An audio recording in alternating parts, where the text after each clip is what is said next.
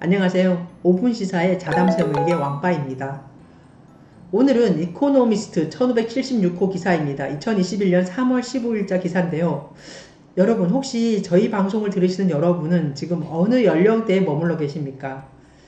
한창 젊으신 20대와 30대에 계신지, 아니면 40대, 아니면 저와 같은 40대 후반에 머물러 계신지, 아니면 50대, 60대, 어느 연령대에 계십니까? 혹시 이 방송을 지금 접하고 계시는 분께서는 이제 여러분이 가정에 자녀가 있으시다면 오늘 저와 함께 이 5분 시사를 한번 같이 보시도록 하시죠.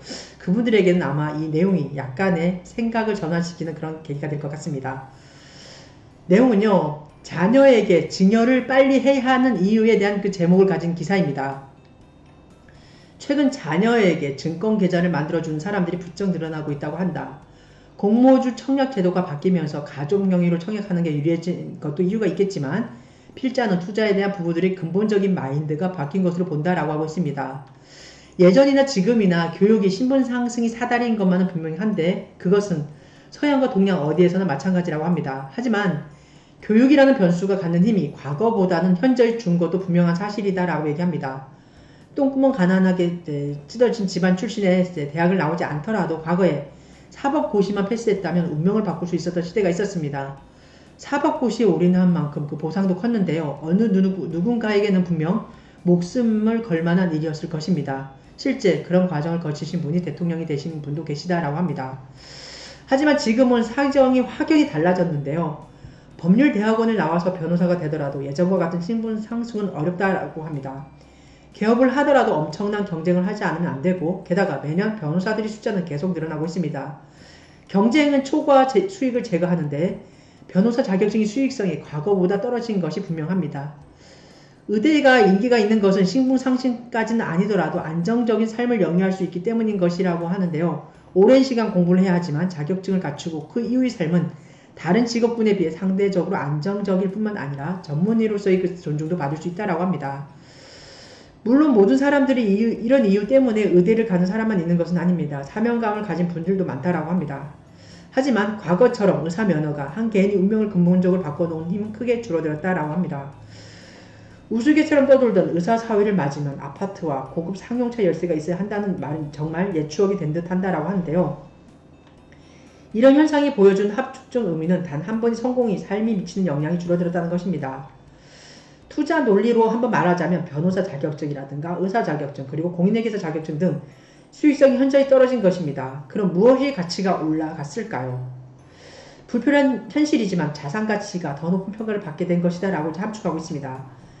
요즘은 강남 아파트와 고급 승용차를 주고 의사 사회를 맡는 차라리 자신이 딸에게 주고 말겠다는 일이 더 많을 것이다 라고 하고 있습니다. 지금 시대의 삶은 자산 소유 여부가 한 사람의 식견이나 전문성보다 더 높은 평가를 받는 참으로 서글픈 시대라고 이제 필장 얘기하고 있습니다.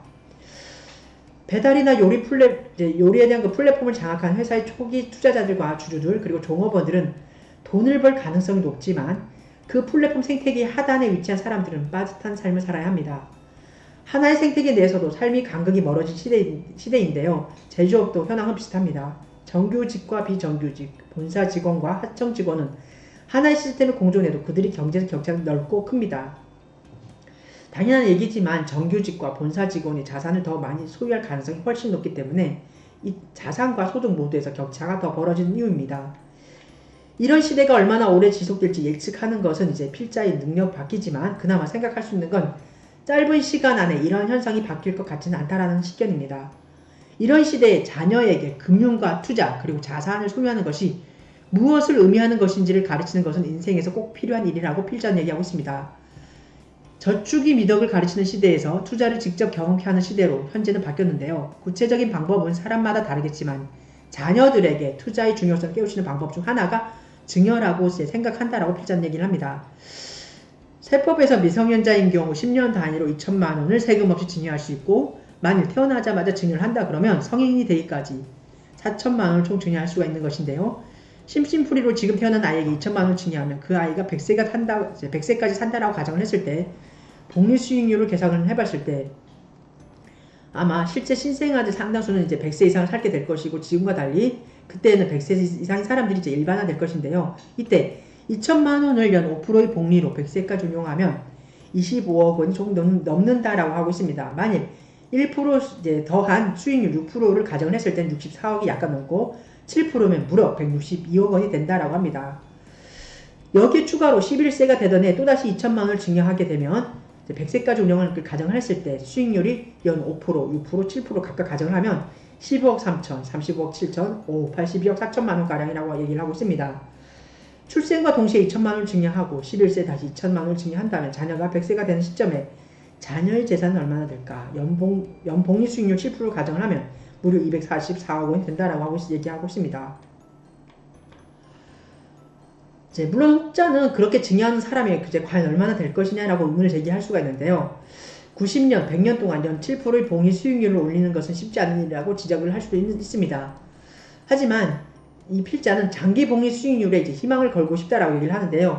세상이 망하지 않는 한, 기업이 혁신이 주체인 자본주의 사회가 존재하는 한, 인간들의 욕망이 계속 존재하는 한 길게 보면 사회는 발전할 것이고 좋은 기업들이 세상을 혁신할 것이라고 믿기 때문입니다. 이런 믿음을 가진 사람에게 연 5에서 7%의 복리 수익률을 허황된 목표가 아닙니다. 내심 그 이상의 수익률도 가능하다고 생각을 하는데 참고로 자본시장이 발달한 미국의 S&P 500 지수 장기 수익률은 연 10%가 넘는다라고 합니다. 그래서 필자는 아이에게 10년 전에 2천만 원을 증여했고 10년이 지난 올해 다시 2천만 원을 증여할 생각이라고 합니다. 아이에게 증여한 4천만 원이 어떤 결과를 낳을지 알 수는 없지만 필자가 죽은 후에 즉 그 돈을 필자의 자녀가 흥청망청 쓸지도 모를 일이고 결혼을 해서 자신 집을 사는데 보탤 수도 있을 것이다 라고 이제 생각을 합니다. 이 돈은 절대 다른 데 쓰지 마라. 다른 것을 아끼더라도 오래오래 투자를 해라. 좋은 주식을 고를 능력이 없으면 미국의 S&P 지수나 나스닥 100 같은 인덱스에 장기 투자해라. 아니면 좋은 펀드를 찾아서 자산 배분하고 성인이 되어 돈을 벌게 되면 주가가 크게 하락할 때마다 추가 불입해라. 내가 여기서 알아야 할 가장 중요한 것은 종목이 아니다. 너는 과거의 그 어느 세대보다 오래 살 것이고 그 기간만큼 충분한 복리 효과를 누릴 기회를 얻었다는 점이다. 그 기회를 놓치지 말아라고 얘기를 합니다. 자녀의 숫자는 이제 줄었지만 자녀 1인당 이제 비용 크게 늘어났는데요. 결혼비, 교육비 등은 이제 중산층에도 감당하기 어려운 수준에 도달한 것 같습니다. 그래도 필자는 2천만 원으로 꿈을 꾸는 삶을 살고 싶다라고 하면서 미래를 단순히 돈으로만 그릴 수는 없지만 돈도 미래를 구성하는 하나의 요소이기 때문에 2천만 원이 운영돼 100년 동안 만들어낸 우리 아이 미래를 꿈꾸고 싶다라고 하면서 필자는 기사를 마무리하고 있습니다.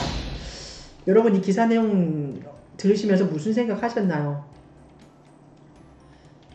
저는 우리 사회가 그리고 이제 여러분이 위치해 있는 그 시점에서는 여러분이 누린 삶이나 지금 제가 이 시점에서 누리는 삶이나 참 과거 10수년 전과 비교했을 때 굉장히 많이 변했구나라는 그동안에 조금씩 체화하면서 느꼈던 그 감정을요 오늘 이 기사를 딱 보면서 전 한순간에 정말 충격을 많이 받았습니다. 과거에는 그렇지 않습니까? 우리 여러분도 마찬가지겠지만 저도 마찬가지였고요. 진짜 똥구멍 찢어지게 가난한 그런 삶을 살면서 그 가난한 삶의 그 현장에서도 이제 꿈을 꾸는 게 있었습니다. 나의 앞으로의 미래는 이제 내가 이제 내 나이가 30대가 되고 40대가 되었을 때는 나는 분명 지금보다 더 좋은 여건에서 좀 더 행복하게 잘 살 수 있을 것이라는 그 희망을 이제 품고 그 꿈에 도전하기 위해서 저는 이제 정말 똥구멍 찢어지게 가난한 그 삶도 견뎠던 것 같은데 제가 지금 이제 40대 후반이고 내일 금방 50줄인데 이 기사를 보면서 느끼는 게 뭐냐면요. 요즘 우리 사회가 과거하고는 굉장히 많이 달라졌다는 얘기입니다. 이 기사에처럼 옛날에 과거에는 어떻습니까? 정말 그 변호사 시험에 하나에 합격을 하고 의사 시험에 합격을 하고 의사들은 요즘도 잘 나가시지만 전문직인 변호사라든가 세무사, 회계사 이런 전문직에 계신 분들의 그 삶이 굉장히 과거에는 윤택했잖아요. 근데 지금은 이러한 전문직 그렇게 똥구멍 찢어지게 가난한 그런 삶에서 가난에서 벗어나기 위해서 그분들이 굉장히 열심히 노력을 해서 그러한 자격증까지 전문직 자격증까지 취득을 해가지고 이제 삶을 살아가는 그 모습들도 어떻게 보면 앞으로 미래에는 그 모습이 그렇게 중요하지 않다는 얘기입니다. 굉장히 자본주의 키즈들의 그 모습인가요? 요즘 자본주의 키즈들은 지금 돈에 대한 경제적인 거에 대해서 굉장히 중요하게 생각을 하고, 물론 이제 사람이 일평생을 살아가면서 경제적인 게 굉장히 중요할 수는 있지만, 어떻게 보면 우리 사회가 그런 모습으로 이제 굉장히 많이 변화하는 것 같습니다. 그러면서 이 기사를 읽으면서 참 씁쓸하기도 했고요. 참 그렇기도 했습니다. 그래서 오늘 이 기사를 읽으신 분들이 혹시 제가 아까 서두에 말씀드린 것처럼 혹시 가정에 자제분이 계시다 그러면 한 번 더 이 기사 접하시기 바랍니다. 제가 읽어드린 이 기사 외에 다른 기사가 더 있다 그러면 더 파보시기 바랍니다. 여러분들도 이제 자녀분이 나이가 어렸을 때 그 10년 단위로 해서 이렇게 진열하면서 그 자녀가 이제 100세 시대를 분명히 살 거거든요. 그 나이 때 도달했을 때 과거에 그 부모님이 그렇게 재테크의 그 방법이 좋고 수단으로 그 자녀분들을 인도를 하시고 그분들이 과거에 그런 이제 자녀의 그 성장하는 그 모습을 그 투자하는 그 모습을 같이 보시면서 그 자녀들과 같이 조성하는 그 모습을 한 번쯤은 마련해 보시는 게 오늘 제가 이 기사를 읽어드리는 이유인 것 같습니다. 감사합니다.